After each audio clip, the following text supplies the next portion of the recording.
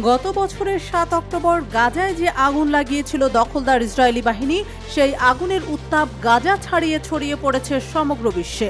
এবার গাজায় ইসরায়েলি আগ্রাসনের বিরুদ্ধে প্রতিবাদী হয়ে উঠেছে ইউরোপের অনেক দেশ। সম্প্রতি নেদারল্যান্ডে স্থায়ী যুদ্ধবিরতি এবং ফিলিস্তিনের স্বাধীনতার দাবিতে রাস্তায় নেমেছে সাধারণ শিক্ষার্থীরা। বিক্ষোভে উত্তাল হয়ে উঠেছে নেদারল্যান্ডসের রাজধানী আমস্টারডাম। কিন্তু এই কঠোর প্রতিবাদের কারণে চরম মূল্য দিতে হচ্ছে তাদের।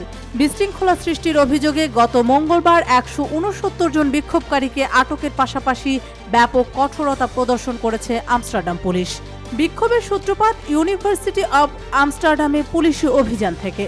প্রায় এক সপ্তাহ আগে বিশ্ববিদ্যালয় কর্তৃপক্ষের সঙ্গে ইসরায়েলি কোম্পানিগুলোর স্বাক্ষরিত সব চুক্তি বাতিলের দাবিতে আন্দোলন শুরু করেছিলেন ইউনিভার্সিটি অব আমস্টারডামের ফিলিস্তিনপন্থী শিক্ষার্থীরা, যেটি কিনা নেদারল্যান্ডসের প্রধান উচ্চশিক্ষা প্রতিষ্ঠান।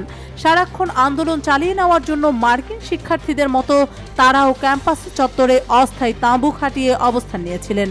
শিক্ষার্থীদের তীব্র আন্দোলনের মুখে গত সোমবার সন্ধ্যার দিকে বুলডোজার দিয়ে আন্দোলনকারীদের অস্থায়ী আবাস তছনছ করে দেয় পুলিশ। পাশাপাশি বিক্ষোভ বন্ধ করতে আন্দোলনকারীদের আহ্বান জানায় তারা। প্রত্যক্ষদর্শীরা জানিয়েছেন, সেদিন বিকেলে বিশ্ববিদ্যালয় ক্যাম্পাসে ইসরায়েলের একটি পতাকা পুড়িয়েছিলেন আন্দোলনরত শিক্ষার্থীরা। ইসরায়েলপন্থী কয়েকজন শিক্ষার্থীর সঙ্গে বিবাদেও জড়িয়েছিলেন। তারপর সন্ধ্যার দিকে বিশ্ববিদ্যালয়ে অভিযানে নামে পুলিশ।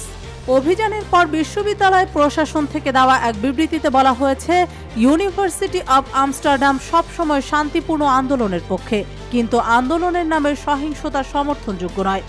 এদিকে বিশ্ববিদ্যালয় ক্যাম্পাসে পুলিশি অভিযানের পরের দিন সকাল থেকেই আন্দোলনকারী শিক্ষার্থীদের প্রতি সংহতি জানিয়ে বিক্ষোভ মিছিল বের করে আমস্টারডাম শহরের বিভিন্ন প্রান্ত থেকে। শত শত মানুষ এসব মিছিলে যোগ দেন। তাদের একটি অংশ ক্যাম্পাসে পৌঁছে শিক্ষার্থীদের সঙ্গে মিলে সড়ক অবরোধ করে বিক্ষোভ শুরু করেন। সে সময় আবারও অভিযানে নামে পুলিশ এবং বিশৃঙ্খলা সৃষ্টির অভিযোগে বিশ্ববিদ্যালয় ক্যাম্পাস ও আশেপাশের এলাকা থেকে ১৬৯ জনকে আটক করা হয়। পুলিশের অভিযানের পর ওই বিশ্ববিদ্যালয়ের ফিলিস্তিনপন্থী শিক্ষার্থীদের মঞ্চ ডাচ স্কলার্স ফর প্যালেস্টাইন এক বিবৃতিতে অভিযোগ করেছে, গত মঙ্গলবার গ্রেপ্তারের পাশাপাশি আন্দোলনকারীদের উপর ব্যাপক মাত্রায় লাঠি, পেপার স্প্রে এবং টিয়ার শেল ব্যবহার করেছে পুলিশ। এতে অনেকে আহতও হয়েছে।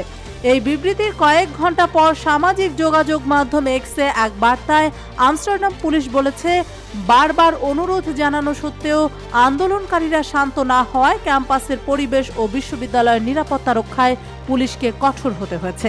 আটকদের মধ্যে ৪ জন ব্যতীত বাকি সবাইকে ছেড়ে দেওয়া হয়েছে বলেও উল্লেখ করা হয়েছে সেই বার্তায়। আমস্টারডাম পুলিশ এক্স বার্তায় আরও বলেছে, আমরা সামাজিক যোগাযোগ মাধ্যমে প্রকাশিত ভিডিও ফুটেজগুলো দেখেছি। আমরা স্বীকার করছি যে আমাদের ভূমিকা কঠোর ছিল, কিন্তু সার্বিক স্থিতিশীলতা আনতে ওই সময় কঠোর হওয়া ছাড়া আমাদের সামনে আর কোনো পথ ছিল না।